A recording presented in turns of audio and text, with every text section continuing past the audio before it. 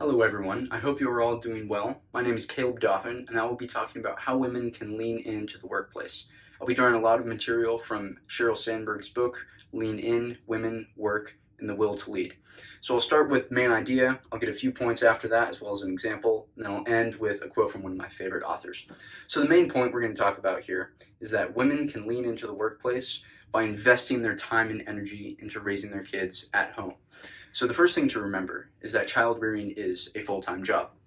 Sheryl Sandberg says in chapter 8 of her book, quote, "When a mother stays at home, her time during the day should still be considered real work, because it is.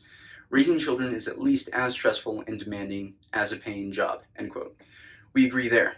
And that cuts against the grain of the common feminist thing that you hear, which is a career proper is somehow more valuable than raising kids. It's not. Creating persons with personalities, which is what raising kids is so much more important than simple breadwinning.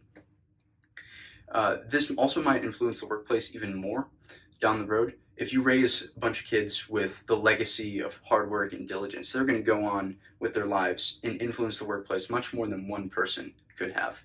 Last thing here is that this is not an androgynous task. It's not something that doesn't really matter man or woman who does it. It does. Men and women are better at different things. And this is a distinctly feminine role because it involves nurturing, sensitivity, organization, communication, and lots of toughness.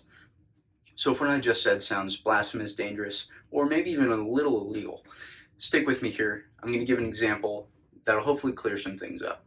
So my example is my mom, actually. She stayed at home with me and my 5 siblings, there's a bunch of us, and she disciplined us. She taught us diligence. She stayed on top of household duties, and she did other crazy things, like helped pay for my dad's master's through selling lots and lots of cookies and brownies.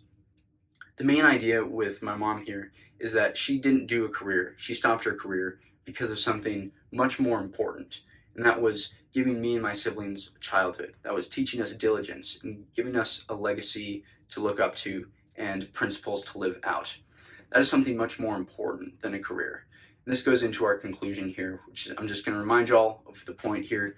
Women can lean into the workplace, and I think it's clear by now, society as a whole, not just the workplace, by raising their kids at home. One of my favorite authors, G.K. Chesterton, puts it like this in his book, What's Wrong with the World? Quote, "How can it be a large career to tell other people's children about the rule of 3, and a small career to tell one's own children about the universe? How can it be broad to be the same thing to everyone, and be narrow to be everything to someone? No, a woman's function is laborious, but because it is gigantic, not because it is minute. I will pity Mrs. Jones for the hugeness of her task. I will never pity her for its smallness." Thank y'all so much.